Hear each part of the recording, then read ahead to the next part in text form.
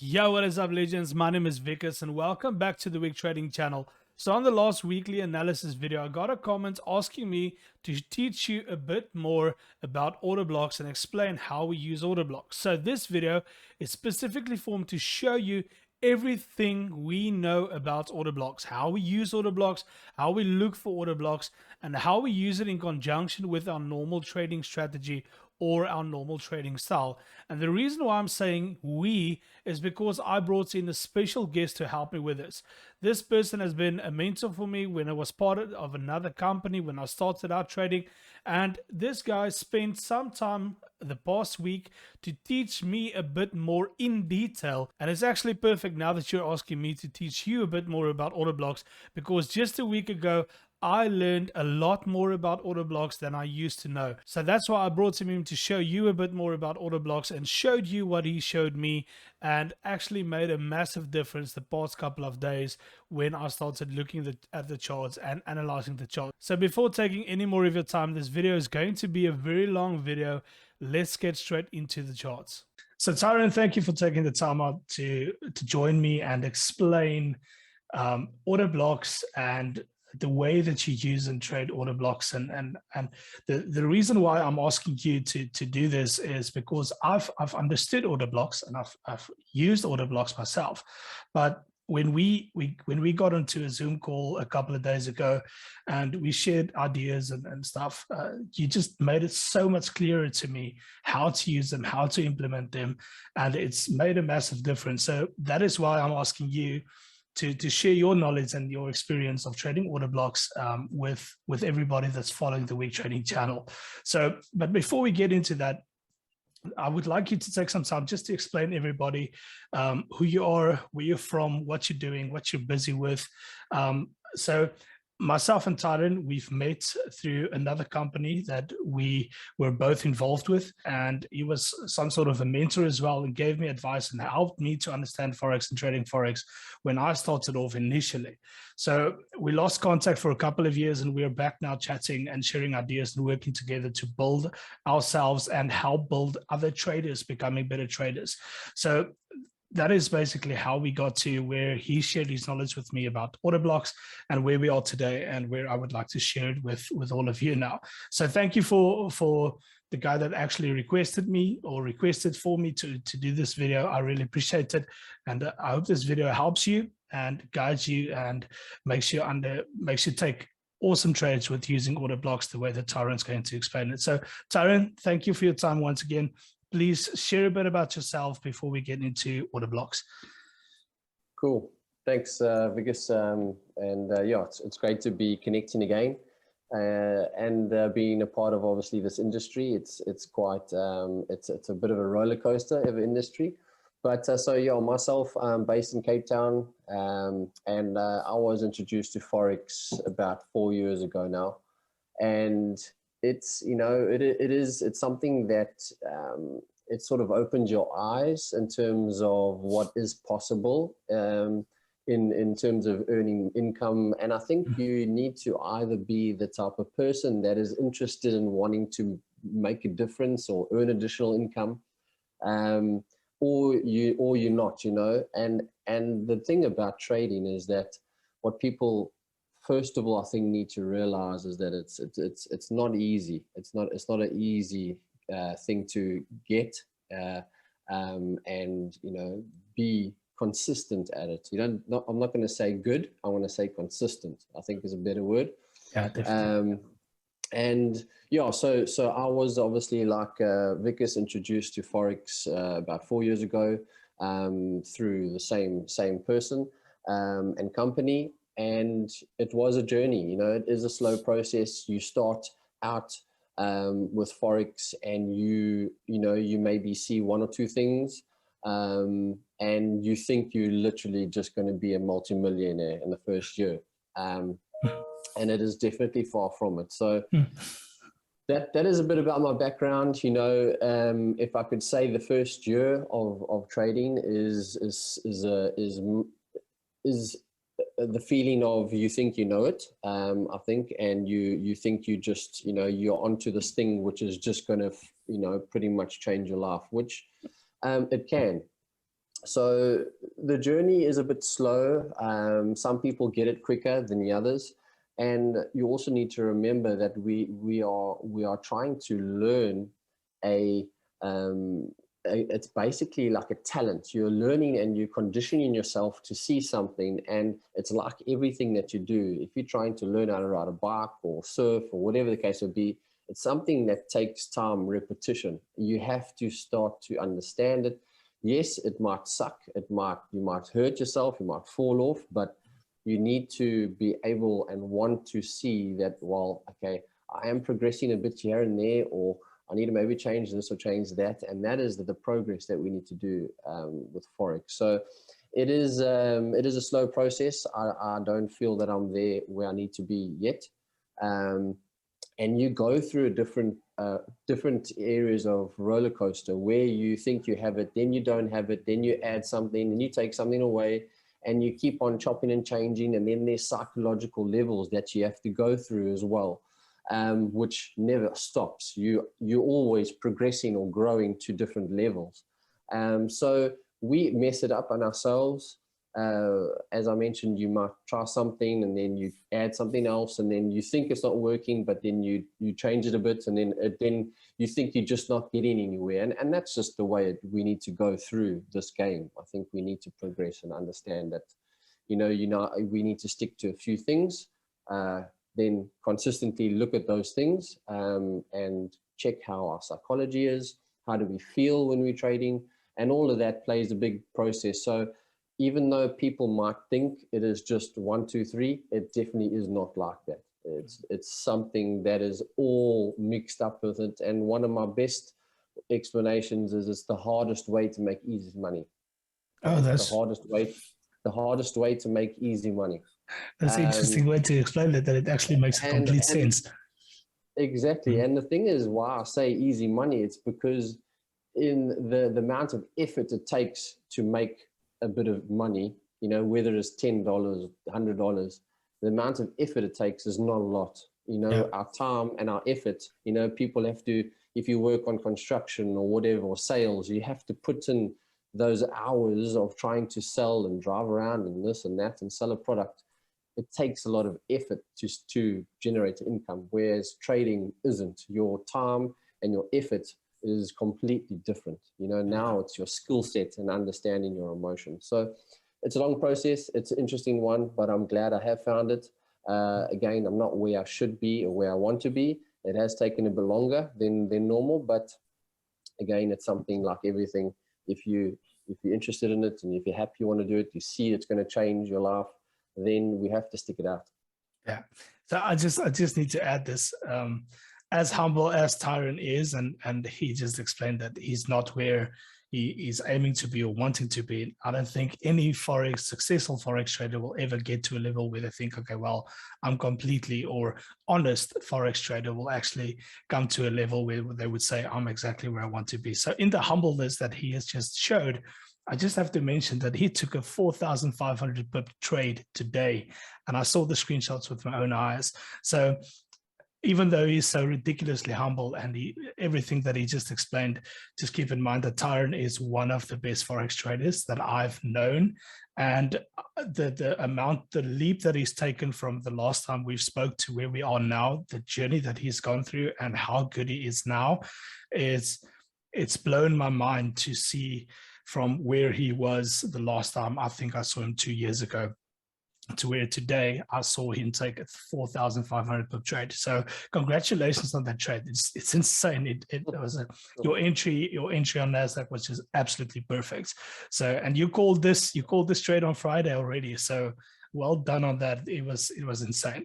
So yeah, but thank you for explaining a bit about yourself and opening the people's minds for you and showing you and who you are and your journey so far. So if you don't mind, let's jump into order blocks.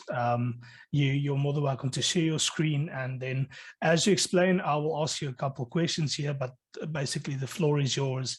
And once again, thank you for taking the time to do this. So yeah. Awesome. Thanks, Wikus. Cool, guys. So, I think, as maybe Wikus mentioned a bit there, it's the last 2 years have been a bit of a knock for myself, and I'm open and humble to say it was. So it takes a bit of trying to think outside the box and understand what is actually going on, you know.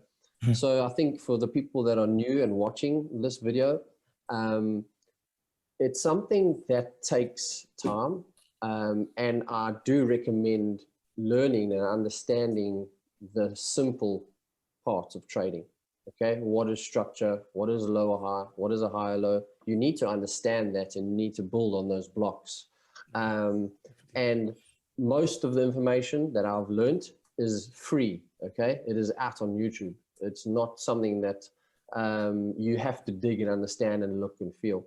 And again, it's not, this is what I'm going to show or briefly show, because I think it's also something that people need to learn. And if they want to learn it, they will find out how, and they'll dig and find and ask questions. You know, other people will, you know, give stuff out and whatever, but it takes a bit of time. You need your time to invest. You need to invest, just like trading, in order to understand things. So I will share a few things and see if I can do it in a simple way. But understanding those building blocks is crucial. All right, you can't just go from knowing nothing to going into the charts and going, okay, this and that. It doesn't work like that. You need to understand, what does a candlestick represent? What does it look like? How do you know what area of the candlestick is? What is it called? You know, what is support, resistance, all that type of stuff. So if you don't understand what I've just said there now, I think go back or contact one of us, and we can maybe explain and share through that way, right? But definitely, yes, it takes a bit of time. It takes a bit of thinking outside the box. Okay, why did the market go like that? Why did it do this? Why did that? Ask questions, you know. And something that I've learned over the past year is, which weirdly enough I didn't know or realize, and the more I've read up and looked into it and understanding from other good traders, is that the market that we know is 100% manipulated. Okay, it is designed, the way it moves to every second, every area level, it is designed and it is programmed to do such a thing. Okay, it's designed to take our money. It's not designed to make us money. It's not at all. Okay, it is 100% manipulated. And people will think, no, but it's the price of the euro and the dollar, and it's supply. It's more supply of the euro. That's why it's going up, and more people. It is not. Okay, yes, it does dictate the outside world of all that type of fundamentals, and politics do play a role, but generally the outside fundamental side is used to move price. It's used to manipulate price, nothing else. They know what they're doing, and they're doing stuff to manipulate us, right? Yeah. And they also know how the human brain thinks. How do we feel when we are selling from this area? How do we feel when we're buying? How do we feel when it goes in the negative? Where are people buying? Where are most people buying? Where are most people selling, right? And you will then, if you start thinking that way, that first of all, the market is manipulated and it is controlled. And if you understand that, then you'll know that the market doesn't want us to make money. So if you're in a trade, where are most people trading from? Where are most people trying to enter from? Where are most people trying to exit from? Those are all different things you need to play in your mind and try to understand, and it will help you understand where the market is moving. That's the first thing. First step is to understand that, and which I didn't realize that. And I was like, no, man, you know, all you have to do is, you know, put your Fibonacci on, and price comes to 61.8 and you sell or you buy, done, you know. And that is how we were taught when I first got into Forex. You know, you look for this, and yes, the market will start to move and change and either sell or buy in those areas, but you never understood why. Okay. Now that was something that I started to try and think about, because I don't want to just take a trade and go, well, I see this, and I'm going to put a tool on or a trend line, and that's where I'm selling and buying, because that is not how the markets are made. If it was that simple, everybody that was trading Forex would be multimillionaires. Okay, Yeah, true that. it's just not the case. So Okay. the first thing, guys, that we need to realize is that, okay, the market is manipulated, and we need to then start with our building blocks. And I might be going a bit dragged out here instead of order blocks straight away, but we need to understand the basics. Then from basics, we need to stick to, right, let us look at maybe 3 or 4 pairs that we want to trade. And it could be any pairs, really. But the less we focus on, the better you're going to get, and the better you'll be able to watch where price is going to be going every day, week of that pair.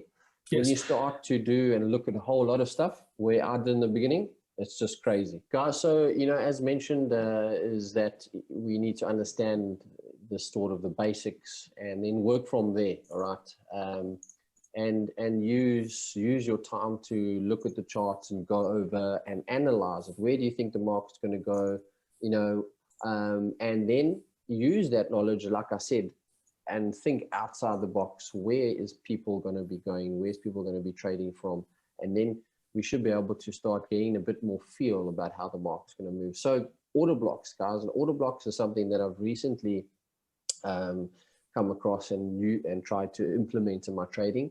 And it's something that does work well, but we need to use it in conjunction with a few other things as well. We need to understand what the trend's doing, where's price broken, where does it need to come back, and that type of stuff. So, you know, the way that I was understood and learned how to trade was, you know, looking at structure. So if I could draw a plain structure out first, so we can sort of understand, is that we know that when we're looking at a bullish structure, price is pulling back, okay, and then pushing up and breaking these highs, right? So that is your bullish structure, and we want to be buying at these areas, all right, at the bottom.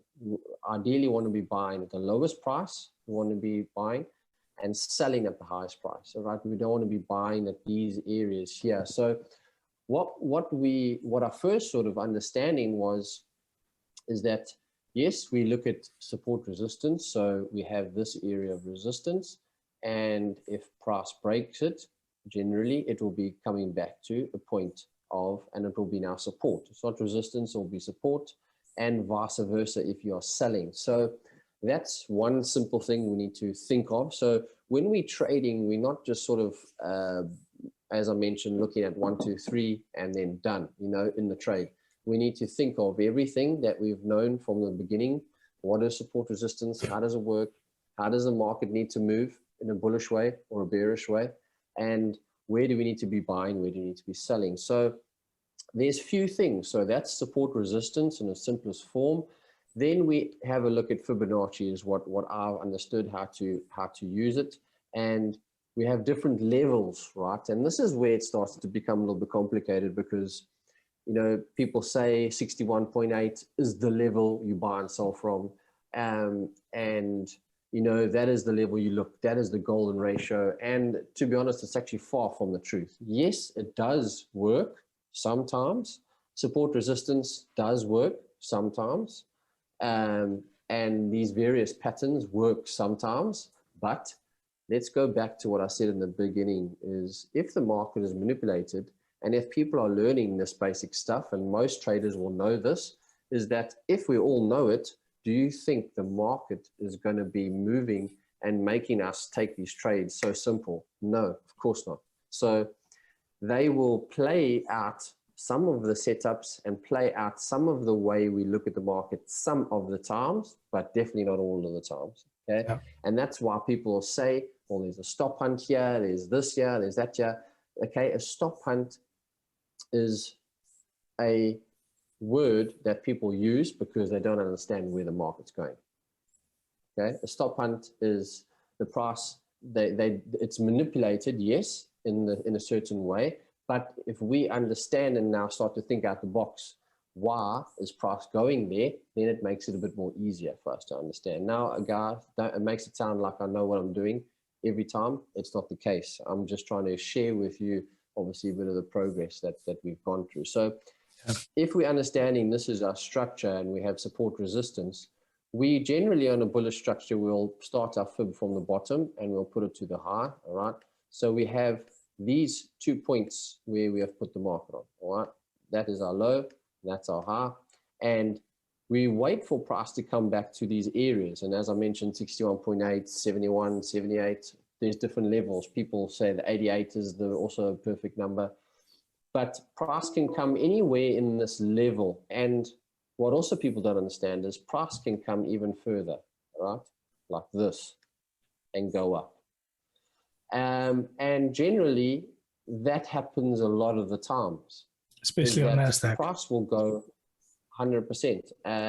Is that price will generally go higher before it goes much lower, and it will go lower before it goes much higher. Now, why is that? You know, if we learned support resistance, or why we learned that, why does it happen when we're looking at only the 61.8? And why does price come to the 61.8, start to have a rejection sometimes, and then all of a sudden price pushes down, and then comes back up? Why does that happen? You know, I thought the 61 was the golden rule. Wow. I saw a hammer. I saw a double bottom. All right. Now, those things, again, are normal retail style of trading. It's the beginning stuff that, yes, it does work some of the times, but we need to start thinking outside of that box. All right. Remember, big institutions and banks that move the market, they aren't using Fibonacci trend lines. They aren't using that type of stuff. Okay. So what I've understood is that if we're going to be buying in this market, we want to be buying at the lowest part. And why? It's because our risk is small and our reward is bigger. Okay. Yeah. If I'm buying here, okay, essentially my stop loss is going to be much smaller, all right, and my reward is going to be bigger. Then me buying up here at 61, my stop loss is going to be bigger. You see, so my risk is more and my reward is less. Yeah. And we want to have it the other way around all the time, as much as possible. So what we need to first of all understand is, and that's how I started to think out the boxes, why am I looking at the 61.8? Why does price turn at this level? Okay. And that's when we need to start thinking as, why does price need to go to these levels? Why does it turn? What is it that's there? All right. And what's causing the market to change its direction? Correct. What is causing the market to change direction? And big institutions, okay, and big banks, they are always in the market, okay? Or if they're coming out the market, they're either closing a position or they're opening the position, okay? They are always in the market, in and out, but they're not like us where they see it going from here to here and they buy here and then they exit and they're out the trade. That's not how it happens. They are constantly buying and selling at the same time, right? That's why these things are called hedge funds, because they hedge. They are buying and they're selling. Now, when they are, let's say they are buying and they're selling, they need to bring price back to close either a buy or sell entry or take profit.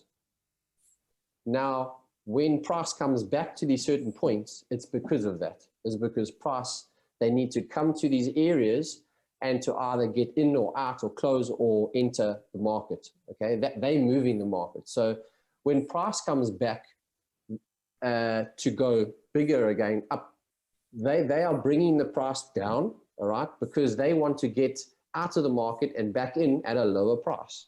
And then they push the market back up higher.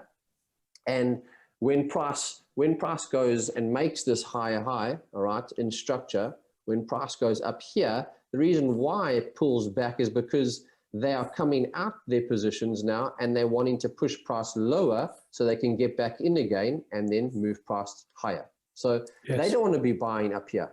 Why do big institutions want to buy high? It's silly. But they are entering sells while they are buying. And that's why they're exiting and entering the market all the time. Okay, so these levels of order blocks is a point of interest. That is what we refer them to. or I refer them to. So again, guys, this is not financial advice. This is something that I've sort of made my own way. So don't think I'm speaking the gospel. It's not the way, all right? So this is a point of interest. I need something for myself to give me a point of interest to where I want price to come back to, where I think price needs to come back to. All right. And that is how I refer an order block, first of all. Now, what is an order block? We need to understand what does an order block look like?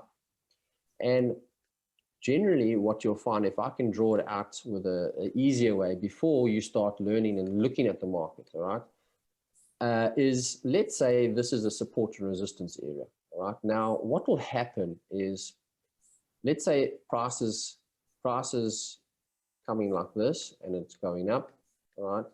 Then prices going back down.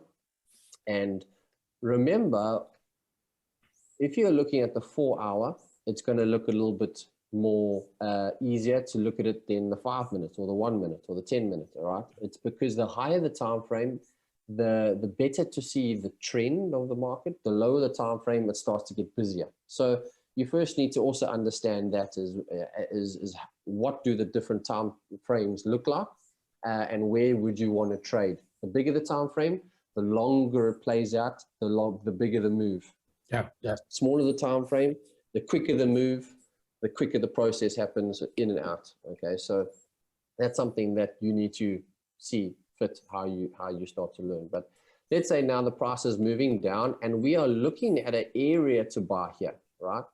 So what will happen is price will come down to, let's say, a support resistance. We see potential breaker resistance here. Price comes back to support. Now, what will happen is you say there might be a bit of rejection, a bit of consolidation. Then we see a sharp decline in price. Okay? If I could put it like that. Mm-hmm.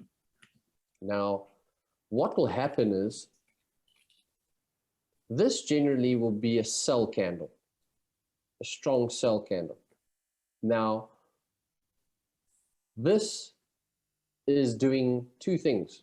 One, all right, it is going into an area where the big money is sitting, if I could put it in layman's terms. It's going into an area where they are now trying to get liquidity, as we call it. So price needs to go grab liquidity, then move to either a lower or higher price.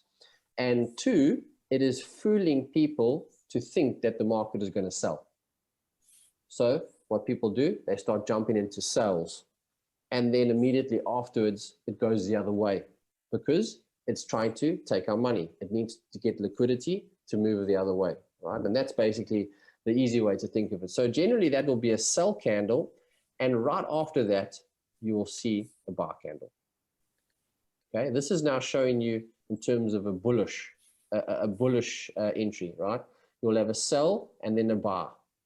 And an order block, to me, the way I understand it, is that a bullish order block is it needs to close above the bearish candle.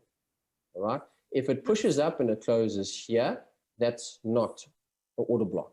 Okay. It needs to close above here. Now, this you can see on every time frame. If you trade the 1 hour and you just want to catch the 1 hour trend, you will see it on every time frame. Some time frames will be clearer than others. Don't just look at like the 5 minute and you can't see the order block, but on the 15 minute you see it clearly. Okay, and I will show you one or two examples what I mean by that. But what this is showing you is that the price has moved immediately after it's taken liquidity. It's gone into liquidity, pushed the other way. Now, what this is signifying to me is one, this generally will be an area of interest, a point of interest where it might be the 61, might be a 71, might be the 78 of a level, but it's an interest, it's an area now that I've seen buyers have come into the market.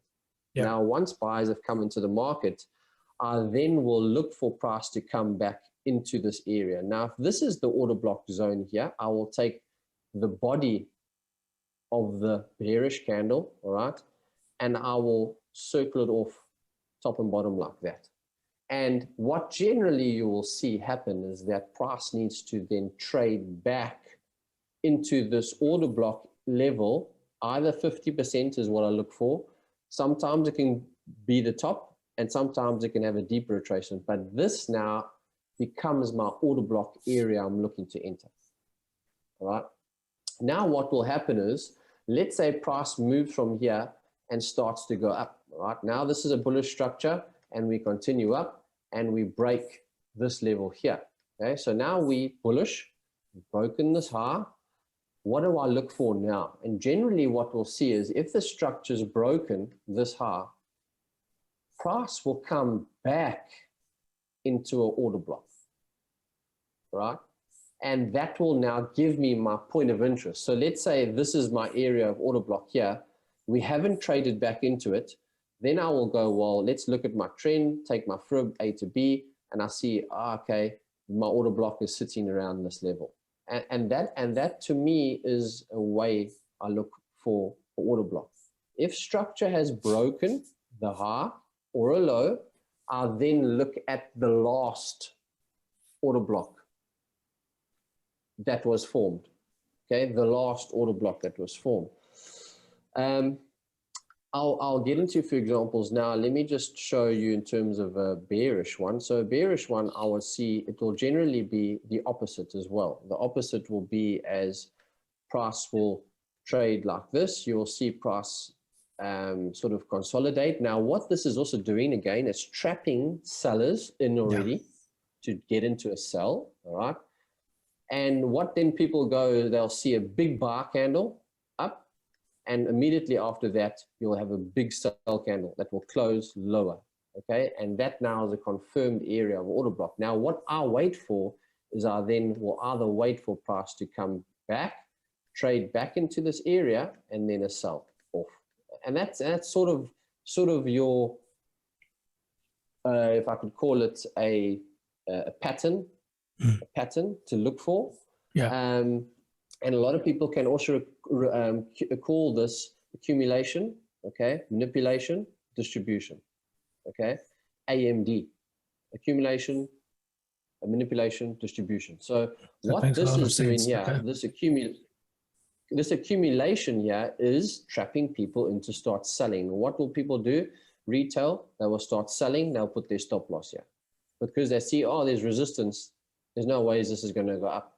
And we have a big push to the upside, takes people's stop losses, goes into liquidity, and immediately, boom, close it below. So once I see that, and I will wait for that, I will see this is what potentially could happen, all right? And that is something that I will share with you a bit here, and what I like to do. So I like to focus. I recently have shifted my focus onto trading Euro USD as a currency pair and USD CHF.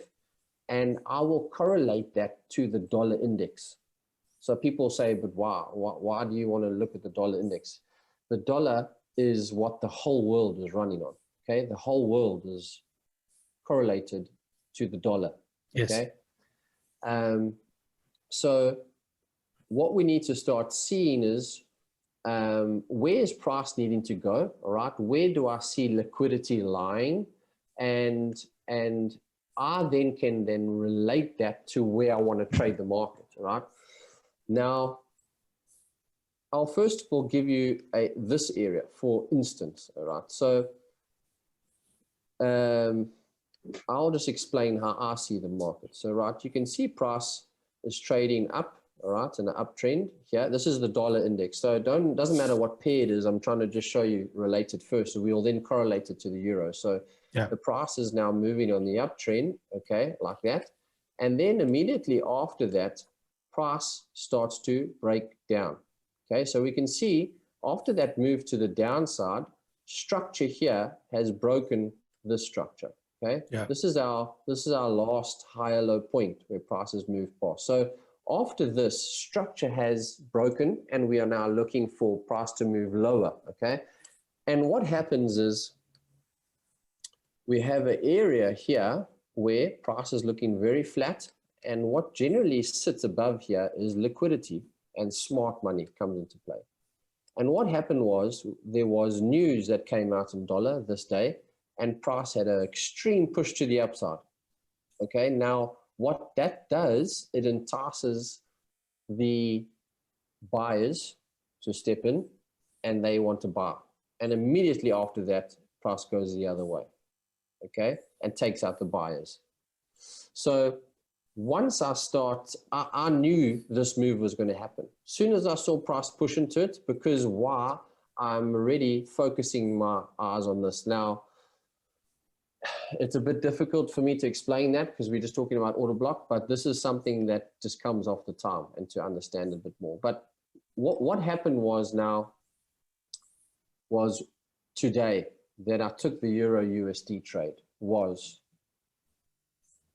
first of all was, once I saw this candle form, all right, this is now my POR.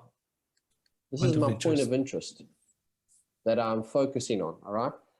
I see prices coming and trading around this area, okay? And I said in my Telegram group that I'm wanting to see price come to 96,200, okay? 96,200, and then I wanted to see a trade lower, okay? Now, price comes up slowly, okay, into the area. And why did I look at this? Why did I say 96,200? Well, if I start to go back into my point of eye, okay, and I go down to a lower time frame. So remember, guys, you can go down to lower time frames to see things clearer.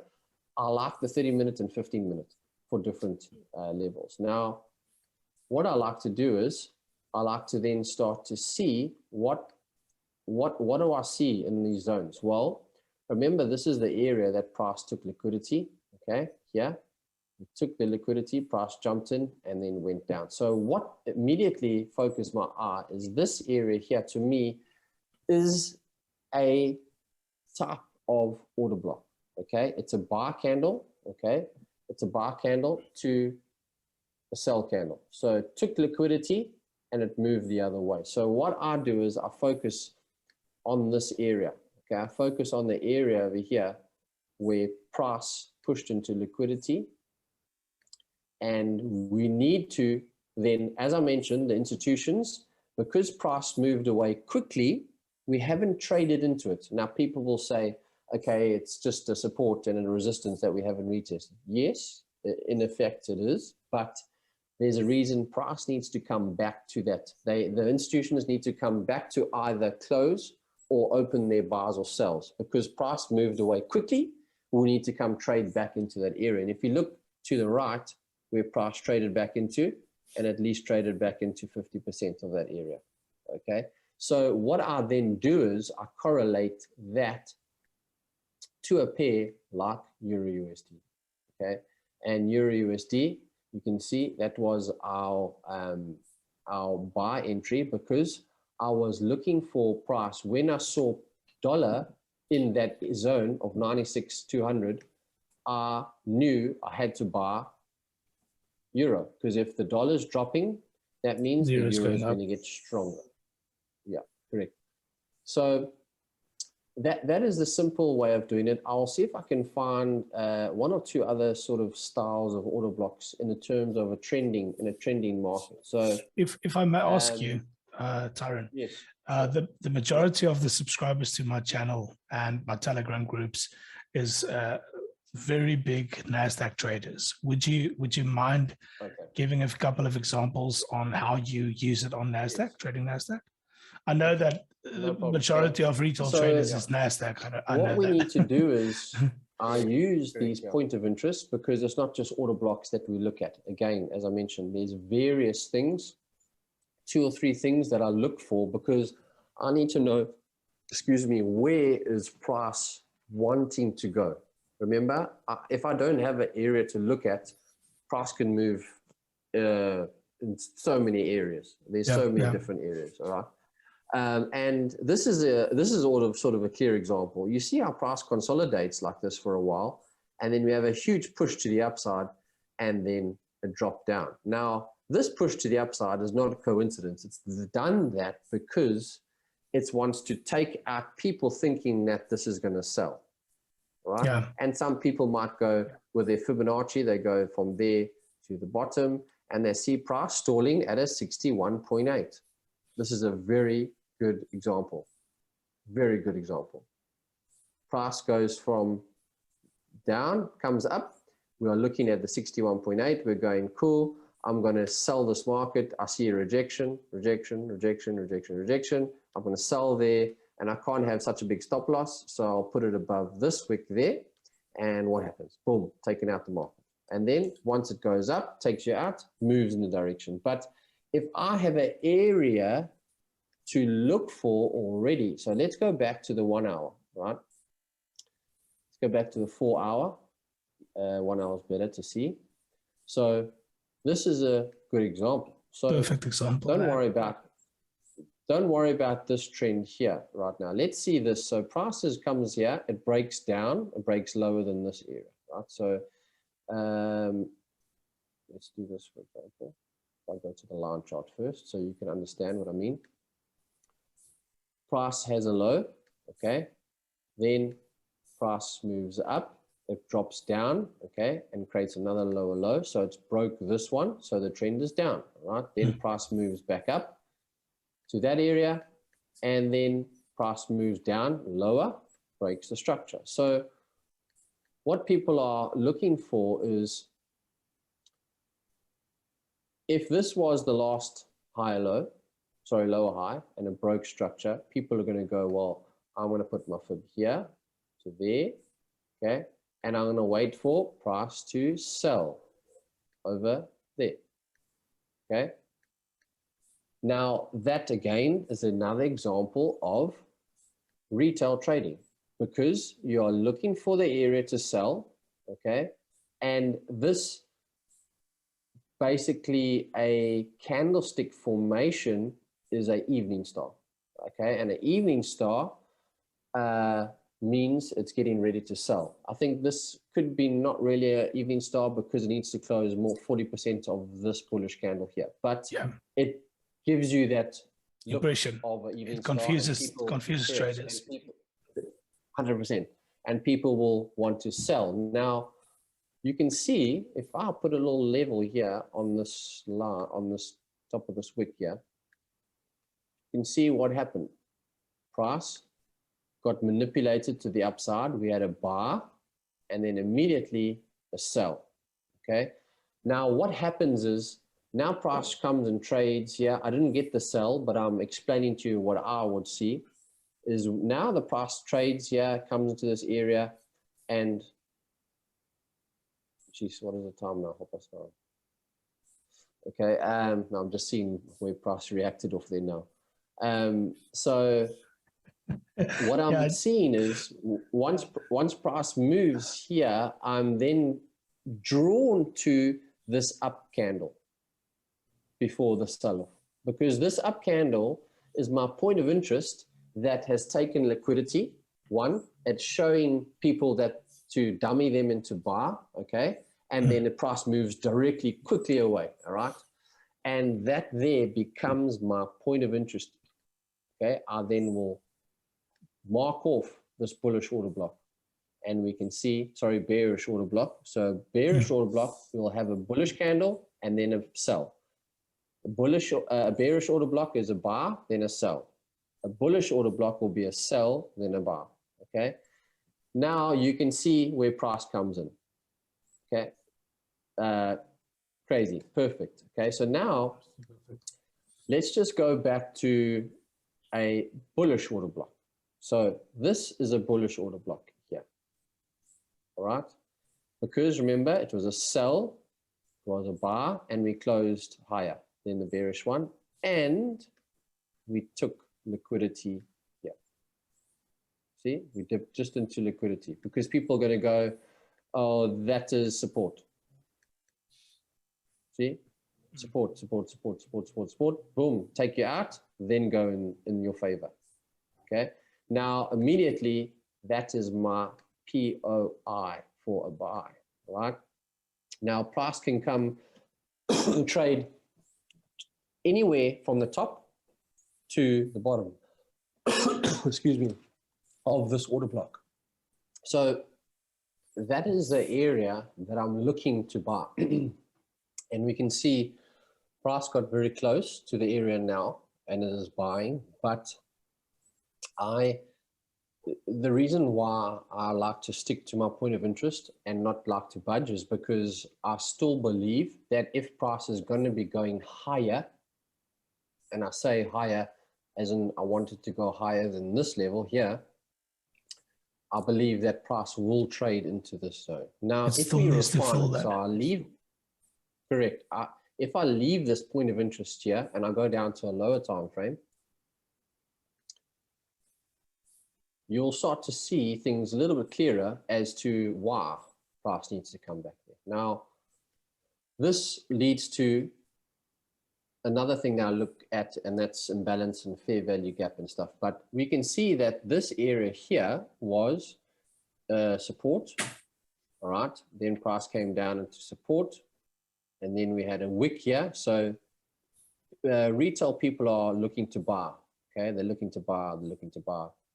And then what tends to happen is price then dips down lower, okay, than that level. And then immediately after, we have a one-sided market, okay? Price doesn't trade back into that. So what has happened here is that it's moved one-sided and price needs to rebalance itself, okay? Price will always balance itself. And what I mean by that, if you sometimes see price here, you can see this candle here, it pushes down, closes below. This wick comes up and trades into this candle body. This candle closes down, this wick comes up and trades back into this candle body. It's rebalancing itself. So that's how price needs to move, okay?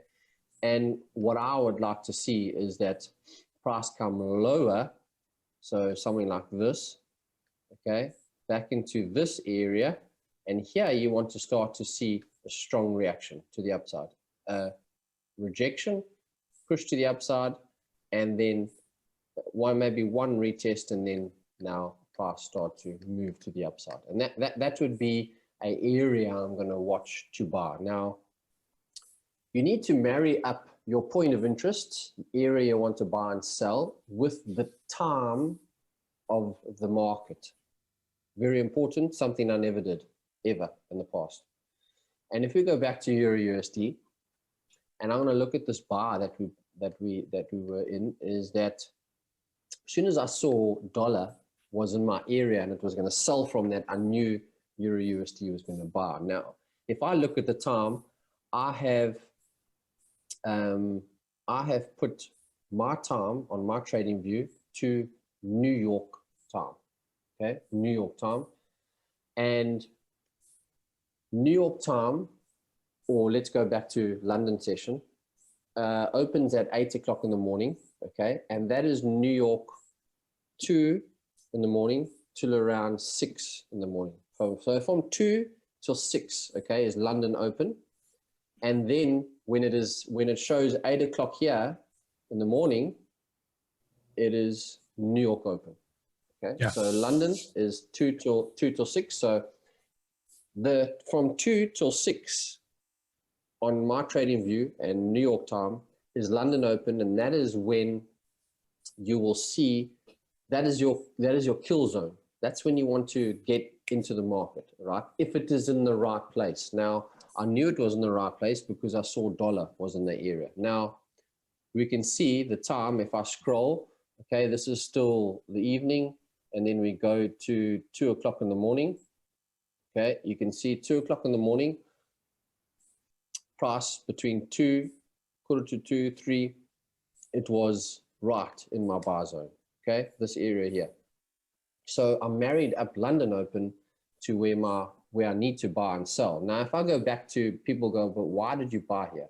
If I go back to 4 hour, sell, to buy.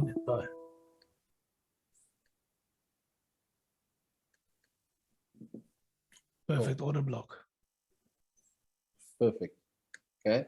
Why? Because price needs to come and trade back into that. I had this marked up. I had it leveled, I had waiting, and I saw price was in it, rejected, and then I waited for the time. I waited for time to come into the price. Okay. Because when I looked at the 15-minute in the morning, price was sitting up here. It had pushed up to here, And remember, guys, as well, this goes back to the basics.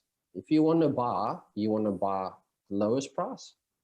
And when you want to sell at the highest price. So if price is sitting here and I see the market, I don't want to buy there because it's high. If I'm buying there, I'm entering there, and my stop loss needs to go here. Silly when price comes back anyway. So always think about that. Even if it's a 5 minute, 3 minute, 1 minute, price will need to pull back into areas, all right? And if I go to a lower time frame, I'm most likely going to see another area of interest on this lower time frame. So what happens? We have liquidity sitting below here, all right? And we have a one-sided market sitting here, and price needs to come and trade back into that area.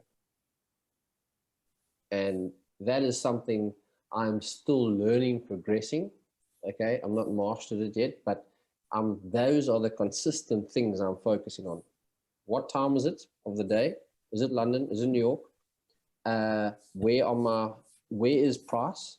Is it near my point of interest? Where are my point of interest? And I will do that all the way from higher time frame, daily, down to a lower time frame. Where could price come to? Where do I want to buy and sell? And then I use that concept all over again when I enter. I do the exact same stuff over and over and over. And that's basically the simplest way I can do it. It takes a bit of time to see it.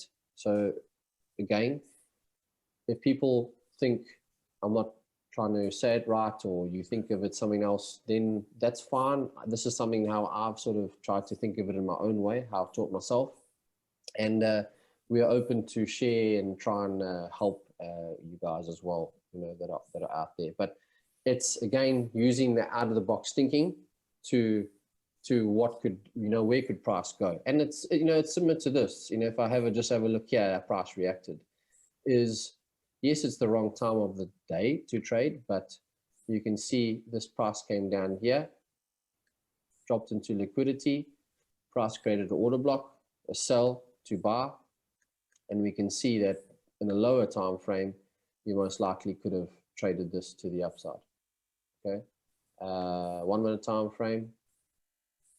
Yeah, you see we traded into this. So we had a push up, price came back, this wick here, traded into it, and then moved away.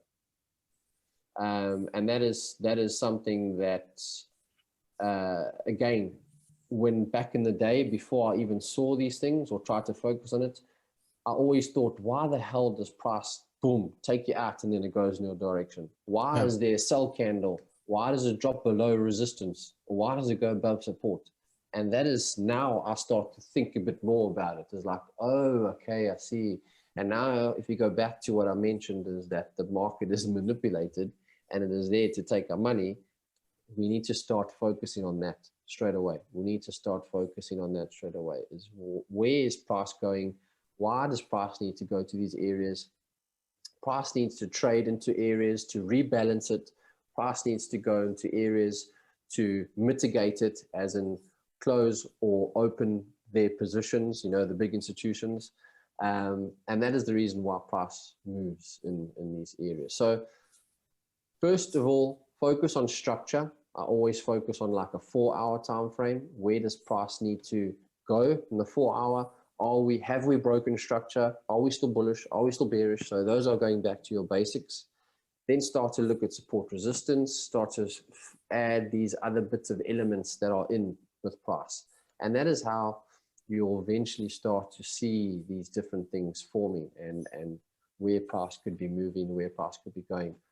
And also try and change your perception of, I used to be looking at like the daily and trading the daily time frame as, well, I want to enter here and I want to exit here. All right. Yes, that would be lovely to get that trade. Okay, it's a big trade, but we need to be realistic with ourselves and rather catch some small bits and pieces here and there than waiting for a big move. Because let's say you bought here, okay, let's say this is where you want to buy here, but now price is doing this. This is going to kill you. Okay, it's like, it's going to be so irritating. Okay, rather enter here and price pushes up and you exit, boom, done. You've taken your trade, move on to the next one, because you rather want to catch consistent little trades here and there, here and there. Yes. And this is an example of an order block as well that I've just seen. We have liquidity sitting here, big bar, sell candle closes below it, right? And then if we mark this area off, you can see price comes and trades back into this area, okay? And that would be your entry for a sell. So in other words, what you're explaining is that sometimes the market can actually go into that order block immediately after that candle, or sometimes it can go back even later, like hours later. So you just need to keep your eyes focused on the last order block that has been created. Am I understanding that correct? Yes, in that sense. And order block in an area that hasn't been retested. Now, if I just look at this area already straight, because I've just highlighted it, I can guarantee you right now, price is going to come back to this level, still, this level up here. Now, why do I say that? There's two things. One, this area here was taken out. Okay, so liquidity lies above, and liquidity is lying above here. So there's money still sitting above here. I hear you. Okay, that makes sense. So basically just looking for those areas of liquidity. Correct, 100%. And people will go, oh, but like, but that's just normal support resistance. It is in a sense, because you could go, okay, well, that's support resistance like that, You could do it that way if you wanted to. But what happens is people see it come up to this level. Let me extend it here like that. People see it come up to this level. Let's say it trades back up to here, and then it rejects off. And then they go, oh, this is going to sell. And then they start getting ready to sell. And then what happens? Boom, slightly higher, and then drops. And it not just only catches out the sellers that's selling from that support, it's also catching out the people that's got buy stops 100%. above that support. So it's killing the sellers and the buyers from the start, basically, before it actually completes its liquidity grab. 100%. And like, yes, we haven't changed yet direction. We're still bearish on the Euro USD. Yeah. And that's something that also people, this move here, this was just grabbing liquidity. That's all it was. Yeah. Accumulation, manipulation, distribution. That's all it was doing. Yes, it does look like we broke higher, we broke lower, but we're still bearish. We're still currently bearish. We haven't broken above this area yet. We haven't broken above here. We're still bearish. Once we do start going bullish, I can guarantee you, though, this area here is going to be traded into that, because it's a one-sided market. One-sided market. Price needs to rebalance itself here. It's one-sided, and if you see areas here, you can see price pushes down. We trade back into the zone. Then we come back up into liquidity. Then price trades down, we trade back up a bit. Price trades down, we trade back into this area. And price is now going to come and trade back into this area first. And that's just, but again, that's too far ahead. And that's what I used to do. And it kills you, because yes, your analysis plays out, but we want to trade now. We want to make money now. Exactly. And I've been trying to focus a bit more on not such a small time frame. My lower time frames are for entries, but I'm wanting to trade and take about a 1 hour, 2 hour trade. Theoretically, I don't really want to be trading longer, depending on where you catch it. Exactly. But you want to be in and out of the market, not quick, but a decent amount. 20-30 pips is I think is a good trade. Even more is better. And something I heard from somebody said that a dripping tap still fills a bucket. Jeez. Dripping tap That's such still fills a bucket. Yeah. Okay, so what I mean by that is that even if you're going for a 50 pip trade and you're up 10 pips, take some profit off the table. There's rather bank something than nothing or negative. Yeah, at least break even then. Or at least break even, but rather be up, because I've had it so many times. You buying, let's say you buy here, price comes all the way up, and you're like, oh wow, that's so cool, I'm all the way in profit. You don't take any profit, price comes right back down, boom, either stops you out or break even. Yeah. Rather, if price is going up here, let's say you wanting to TP here, you want to take profit this area. Now price goes from your buy entry and it moves all the way up here, and now you're going, oh, this is awesome, and this is like $50. Rather take off 25 or 10 or 15, or when it gets to here, take off half, and then go, okay, I'm going to let the rest go to that area, you know. But so many times you wait, and then price comes back, and then you're either stopped out or you break even. Exactly. So yeah. A dripping tap fills a bucket. You know, rather take some profit. That's a very good advice. I'm actually going to make a poster for it and put it on my wall as well. yeah. And that's about it. I don't want to get too much into it, because I can go for hours trying to explain things in my own way. And again, guys, this is not might not be the right way I'm explaining it, but it's the way I've understood it and learned it. Take notes, don't rush into anything, because I've also rushed into stuff. And yes, I do other bits of work here and there, because I've had to. Been open and honest with it. So try and juggle your time. Try and do analysis in the evening. Try and mark up where you're wanting price to come to, right? Like I did with Euro USD. I'm waiting for price to come there. I'm not rushing into the trade. I'm waiting for price to come to my point of interest. And then from there, set alerts, set your time. I'm already understanding my allowance of risk I'm entering. I know that area where I'm entering at Euro USD is 20 pips. That is my risk I'm prepared to lose. Then you can start to plan your trade, enter the trade, and watch it here and there for the people that are busy, you know, and that can be a challenge to trade when you're busy. But trust me, I've also had it a bit on the other side, is when you have too much time to look at the market, you also mess up.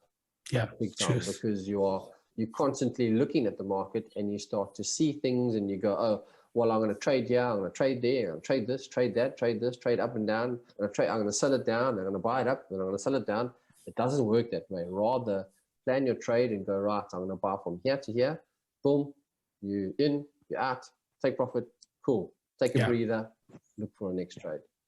Yeah, I've learned the more time that you have available to actually keep your eye on the market, the bigger the influence the market has on your emotions. And that causes you to lose so much money. So I'm a full-time trader. I'm at home the majority of the time. And I've literally learned how to put off my charts and to close my charts and actually keep myself busy with other stuff. Because when I used to have the charts on my one screen and a movie or a game on the one screen, I would always look to the left or look to the right to see what's happening on the charts, and then I would take stupid trades because the emotion. So not focusing on the charts the whole time is definitely very, very good advice. Planning out your trade as you explained and sticking to that plan of the trade and taking it. If you lose it, it's fine, you do the next one. But changing the whole time will lose you much more money than just planning out the trade and making sure that you follow that plan. 100%. Yeah. And I know people that get into a trade and they delete their MetaTrader 4 app off their phone so they don't look at the app. Really? A few people that are like that. Yeah. So they reinstall the chat. Monitoring and reinstall it, and you're either out the trade or you made money. Yeah. Interesting. And that's and I think that's the thing is everybody wants to be successful. Everybody wants to get it quickly. I'm also very impatient. So it's you need to try and, I've had to try and step back and relax a bit and take time. There's no point rushing, because we need to remember, and something so powerful is that this is a skill that we are learning that we can keep with us for the rest of our lives. Okay, so you rather practice and practice and practice and fail and fail and fail until you get something that works for you, that you are watching, that is consistently making you, let's say, if you can consistently, now some people go, oh, that's stupid easy, how the hell can you not?